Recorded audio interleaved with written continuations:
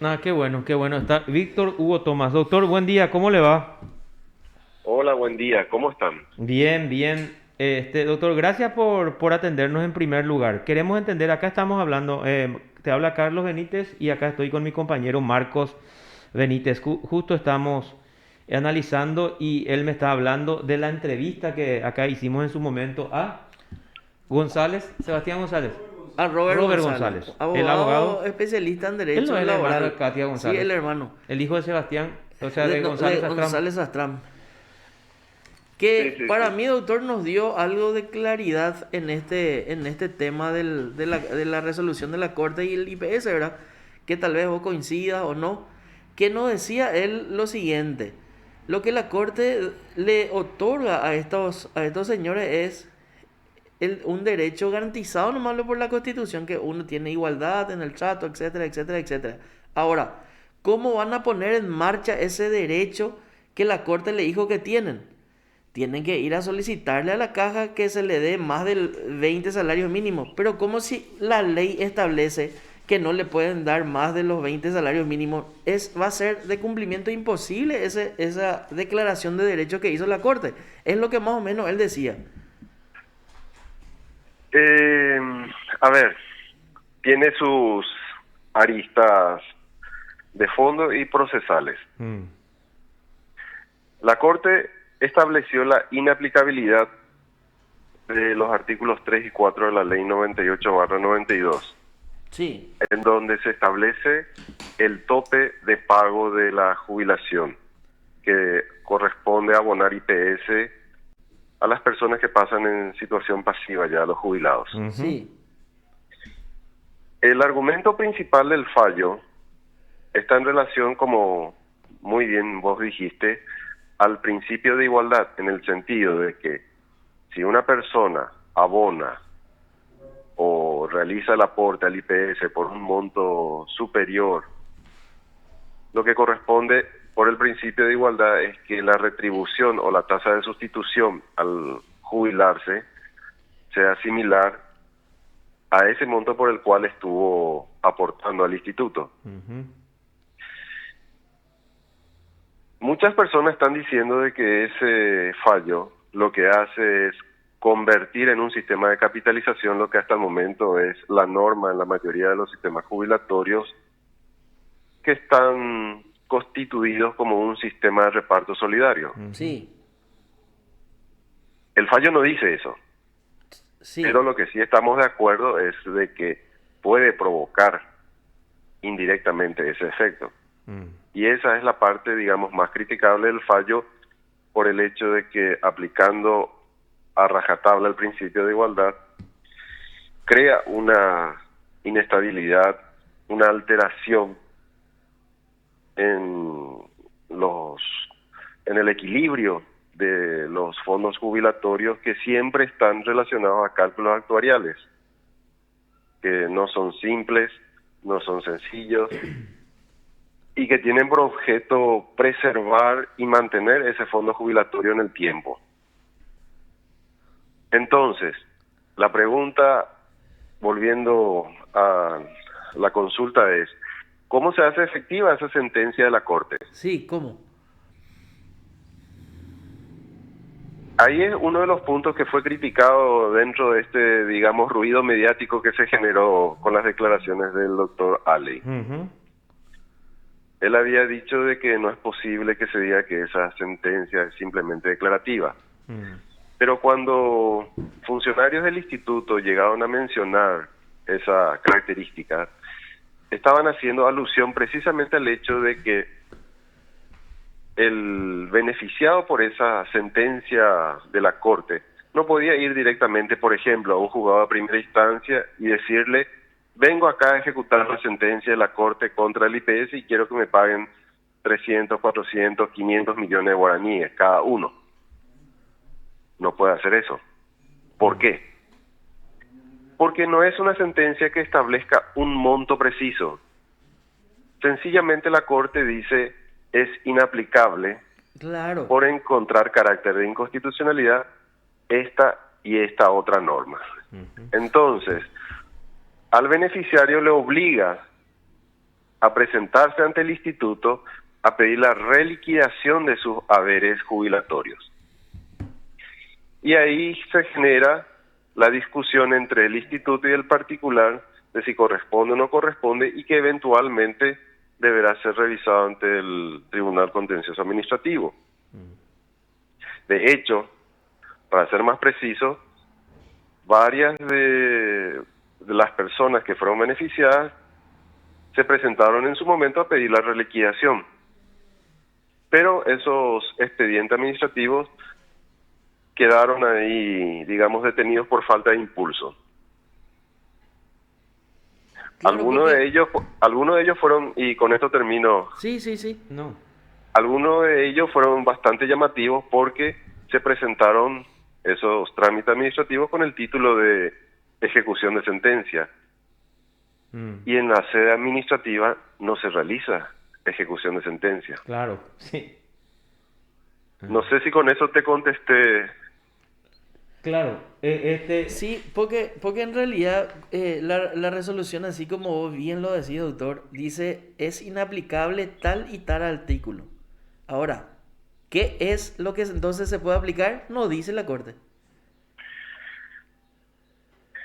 Claro, la Se- Corte lo que declara es de que no resulta aplicable el tope. Sí, Entonces, por el principio de igualdad hay que hacer un proceso de recálculo o liquidación para ver cuáles serían los aportes que corresponden a estas personas.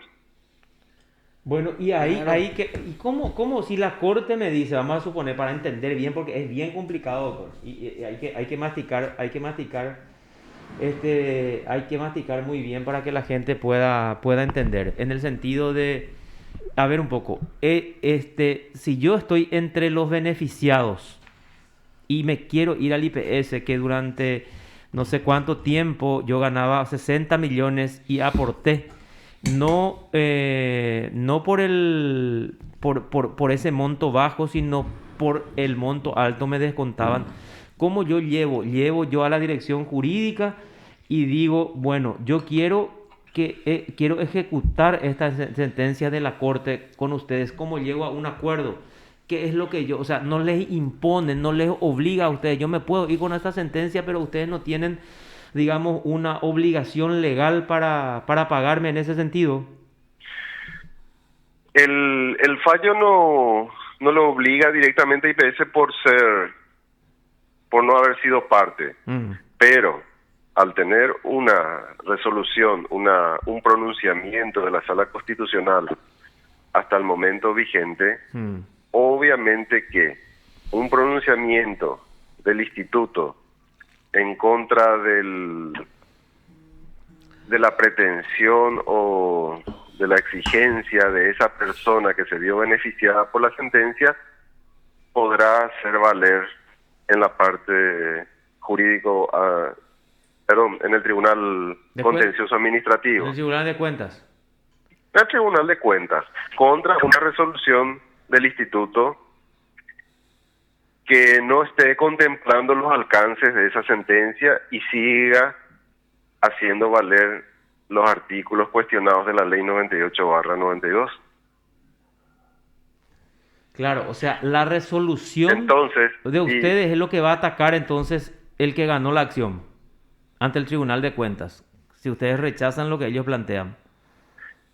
y eventualmente ahí va a hacer valer la sentencia de la Corte. Es por eso, y adelantándome un poco a una siguiente pregunta, es por eso que en el juicio de acción autónoma de nulidad que planteó el instituto, se pide la suspensión de los efectos de la sentencia como medida cautelar, a fin de evitar esos procesos. Va a ser una medida muy sana para evitar un desgaste, tanto al instituto como a los particulares que se vieron, digamos, beneficiados por esta resolución judicial de inconstitucionalidad de la Corte, de tal forma a establecer un criterio definitivo con intervención de todas las partes afectadas. Claro, y ahí, ¿cuándo el instituto presentó esa acción autónoma y quién es el juez o en qué juzgado cayó esa acción autónoma, doctor? Esa acción autónoma de nulidad se presentó el año pasado y está en el 19º turno. Está radicado la causa. ¿Y quién es el juez ahí, doctor? Es 19º una, turno. ¿O jueza? sí, Mm. es una jueza, creo que se llama Cristina Jacqueline Benítez, algo así es el Ujú, nombre de la magistrada. ujú. Bueno, ahí hay que recordar un poco que el actual ministro de la Corte cuando era, no sé nomás si se puede hacer la comparación, el actual ministro de la Corte, Alberto Martínez Simón, había dado lugar a una acción autónoma de nulidad que había presentado Itaipú Binacional contra Mundi Recepciones. Eh, Tal cual, así como hacer referencia, muchas personas están haciendo la comparación. Pero si me permitiste, voy a corregir. sí, sin problema, doctor. Adelante. En ese juicio que hace referencia del caso de Itaipú, Mm. Mundi Recepciones tuvo un juicio previo, si mal no recuerdo, en un juzgado civil Civil. o de contencioso administrativo, creo que Civil. fue. Mm. Pero el juicio previo estoy hablando, no el juicio del doctor Martínez Simón. Sí, el Y juicio fue el entonces juez Arsenio Coronel del quinto turno en lo civil que dispuso, independiente a la acción autónoma, perfecto. que es actual miembro del Tribunal de Ento- Cuentas todavía, creo que es Arsenio Coronel. y en ese juicio salió ganancioso el representante porque creo que no era directamente la empresa de Mundi Recepciones. Sí. Y la resolución fue confirmada en o en tres instancias, creo que incluso llegó a la corte. La Corte confirmó. La Corte confirmó porque uno de los abogados era Fernández Gadea, que era hermano del entonces ministro y en algún momento dado presidente de la Corte, Carlos Fernández Gadea. Y Antonio Fernández Gadea era el abogado accionante en ese Veo que tenés momento. buena memoria. Sí, señor. Yo toqué mucho ese caso y Las ahí croquetas de oro. las croquetas de oro. Yo había hecho esa investigación en el diario ABC. Pero Ujú. la parte donde te quería Sí. corregir es que no es Itaipú el que planteó la acción autónoma de nulidad. No, fue la Fue, Procuraduría General de la República. exactamente, fue la Procuraduría porque uno de los temas, digamos, La indefensión del Estado, ¿sí? esenciales era si el Estado podía alegar indefensión en un juicio donde fue parte y perdió la binacional. Ujú.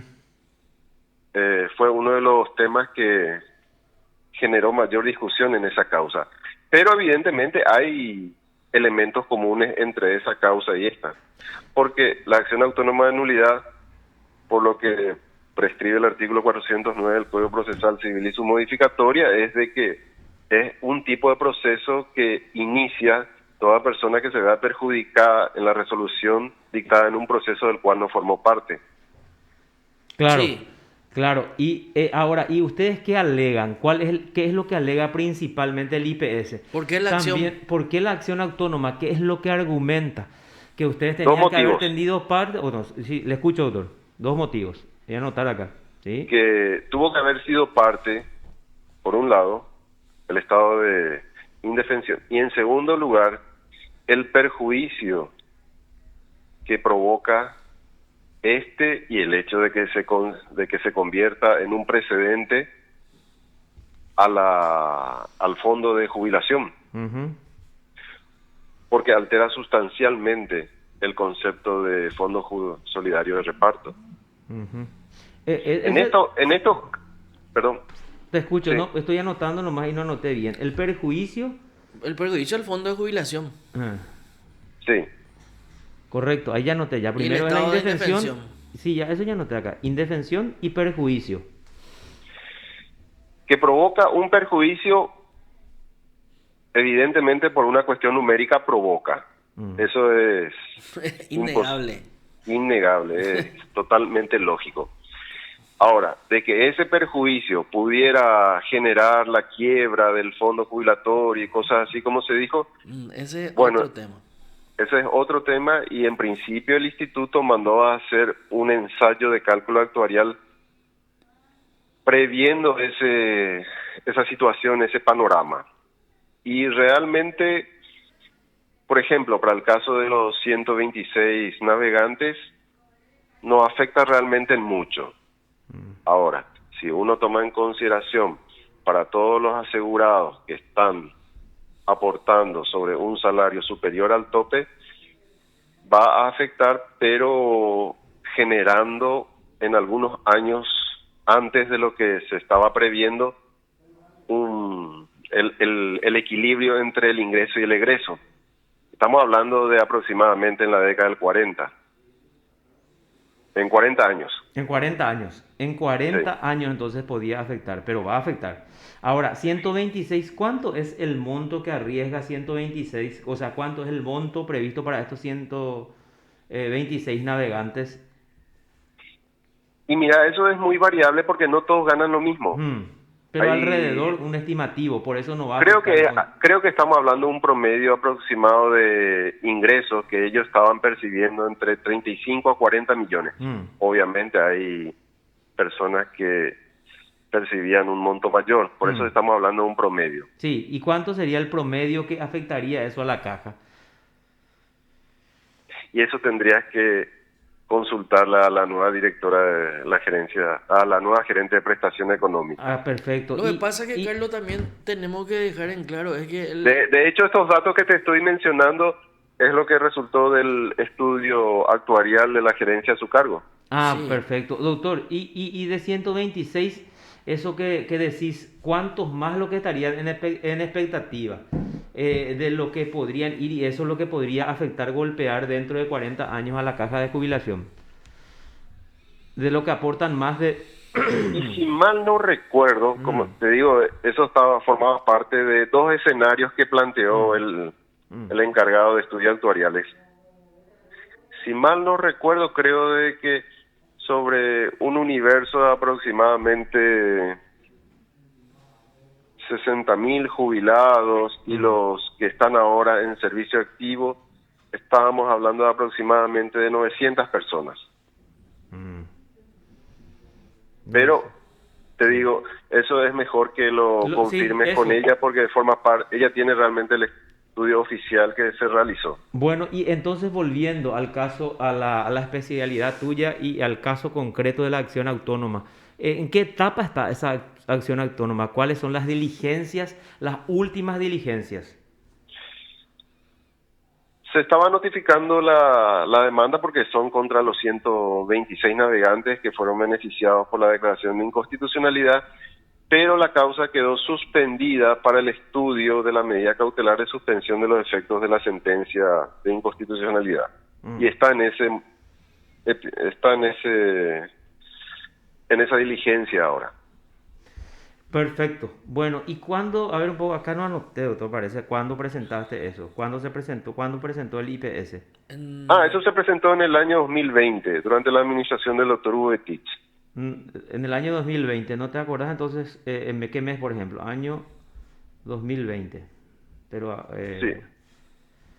bueno, vamos a ver entonces con la jueza también para tramitar. Y está acá lo importante entonces para la gente que nos escucha y nos está viendo entonces es que la jueza del 19º turno en lo civil tiene que dictar la resolución, que es demasiado importante, si suspende o no los No, efectos o cuál es. Si suspende. te aclaro ese pequeño detalle. Sí. La jueza rechazó la medida cautelar y ahora está en estudio en la Cámara de Apelaciones. Ella rechazó la medida cautelar. Jacqueline Domínguez es doctor, no Benítez. Jacqueline Ahí Benítez está. es periodista. Perdón, Jacqueline No, pero no se acordaba Domínguez bien, luego. Florentín de Barrios. Ahí me pasó Tenés- ante el oyente el nombre de la Ten- jueza del 19º turno. Civil y tenés comercial. razón. Tenés razón. Bueno, y ahora está en cámara, entonces ustedes apelaron esa resolución de la jueza Domínguez y ahora está en la cámara esa Está en la sexta sala sexta sala. Sexta sala. Es importante. ¿Y hace para cuánto? resolución. ¿Y no te para acuerdas hace resolución. cuánto tiempo y quiénes son los camaristas ahí en la sexta sala? En la sexta sala, la presidenta de la sala es la doctora Mirta Osuna de Casal. Está Osvaldo Osvaldo González. González. y el tercer camarista ahora no me acuerdo. Vamos, después nomás ya vamos a completar Osvaldo nosotros. Osvaldo González, ex secretario de la Facultad de Derecho. sí, y es miembro del Consejo de la Magistratura. Sí, señor. Por la Facultad de Derecho. Tal Entonces, cual. Mirta Osuna y Osvaldo González. Eso es muy importante. Excelente. Doctor, estas aclaraciones que nos diste, porque ayer estuvimos averiguando en la Corte Suprema, en donde nos indicaron justamente que ahí no hay absolutamente más nada que resolver y supuestamente, eso es lo que nos dijeron, que faltan algunas notificaciones, por eso no baja el expediente de ahí, a algunos de los accionantes. Eso es lo que nos habían dicho. No hay más ninguna reposición, ningún incidente de nulidad que resolver, solamente notificarle a todos los accionantes. De hecho, esa acción de Mm, inconstitucionalidad se dictó la sentencia en el año 2016. mm, En el año 2017 fue dictada una aclaratoria. mm.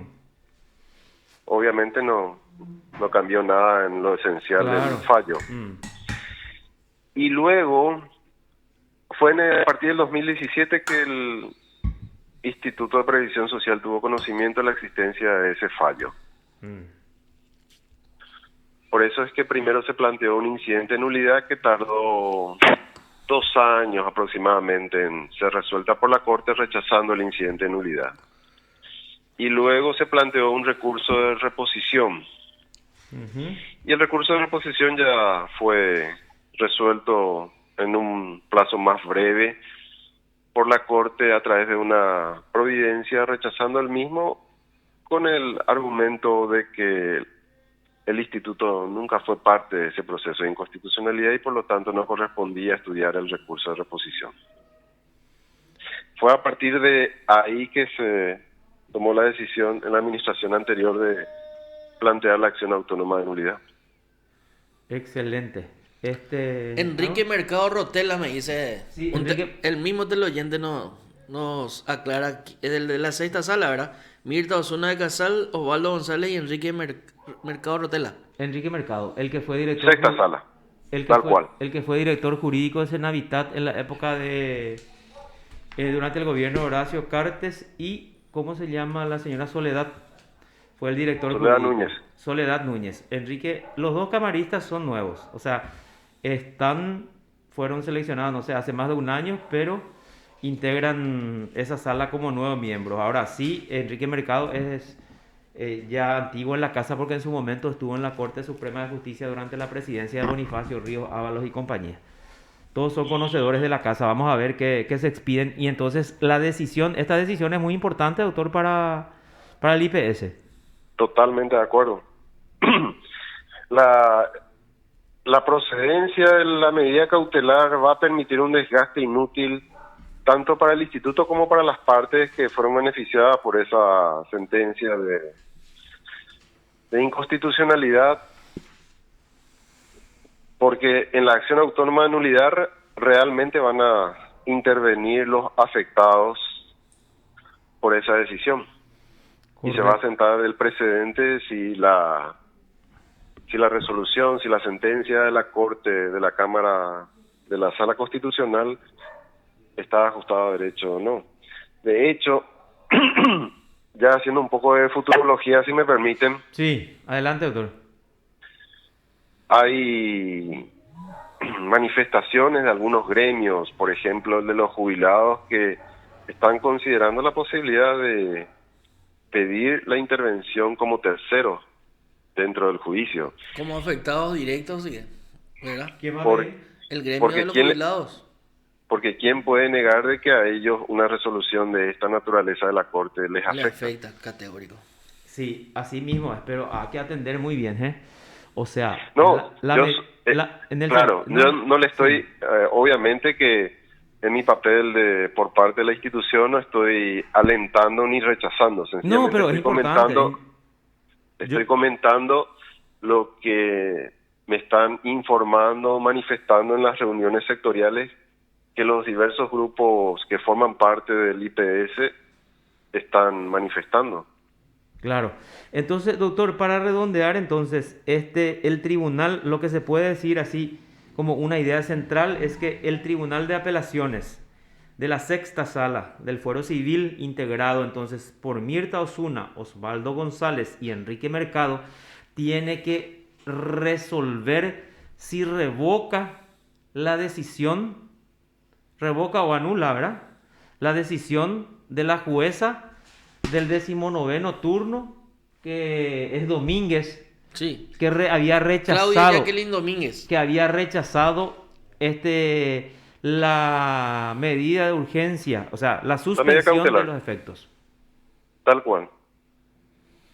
Correctísimo. Doctor, ¿tu cargo cuál es, doctor, concretamente ahí en el IPS? Director jurídico. Excelente, director jurídico. Bueno, ya tenemos registrado tu número, doctor, y bueno, para contactar contigo porque queremos hacer un seguimiento porque es más que importante porque todos nosotros somos aportantes también del IPS, ¿verdad? Así es que entonces O sea, vos, Carlos, podés presentarte también en cualquier momento, ¿eh? yo me puedo presentar si yo estoy aportando al IPS, ¿verdad? Entonces, justo un poco es de repente importante. No, Sí. como le dije a varios colegas tuyos, el tema es importante, nadie puede negar eso. Tal vez no sea urgente, no es algo que va a explotar mañana, pasado, el mes que viene, ni el año que viene. Pero eso no quita de que sea un tema importante. Sí. Excelente. Doctor, y decime un poco, ¿cómo podemos tener acceso a esa acción autónoma para poder leer y publicar los argumentos así bien sólidamente? Y a la mayoría de los que nos están pidiendo, inclusive los sectores así de sindicatos y jubilados, lo único que le pedimos es que presenten un pedido y entonces nosotros preparamos la documentación para entregar. No hay ningún secreto sobre eso. O sea, lo presentamos ante vos ahí ustedes tienen ahí en Petiros y tienen la oficina, ¿verdad? En Secretaría General. En Secretaría y nos derivan General. a nosotros. Correcto. Doctor, muy amable. El gremio de jubilados ya pidió, se les entregó, a algunos sindicatos y centrales sindicales también pidieron y se les entregó, así que no hay ningún problema. Correcto. Doctor, fue un gusto conversar contigo y bueno, vamos a seguir molestándote para ver un poco cómo se desarrolla entonces esta acción autónoma de nulidad. Sí, sin ningún problema. Yo solo tengo una pregunta. Sí, señor. ¿Qué significan las siglas de la radio? Significa Poder de síntesis. judicial. Nosotros somos PDS, poder de síntesis. Ahí está. poder de síntesis y tocamos todos temas judiciales. Después vienen nuestros otros compañeros que están haciendo la cobertura esta mañana en el Poder Judicial y me traslado yo ahora al Poder Judicial para completar la mañana hasta la 1:30. Y bueno, yo por mi parte estoy también al mismo tiempo, hace 28 años en el diario ABC Color, estuve como No, jefe del yo área. sí, claro que te conocía de Sí. las crónicas judiciales. No, Sí. yo por la radio nomás preguntaba. Sí, y somos Poder nuevos. de síntesis. Y bueno, doctor, para cualquier novedad, porque nosotros queremos enfocar el ámbito netamente jurídico. Y Marcos es abogado, estuvo como funcionario del Ministerio Público en la parte ambiental durante varios años, fue jefe director de Derecho ambiental de la Corte. Ambiental de la Corte Suprema de Justicia. Ahora se dedica a la profesión. Y bueno, estamos en este campo hace un tiempito. Somos nuevos todavía acá en la radio, menos de un año, ¿verdad? ¿Un Sí, año? menos de un año.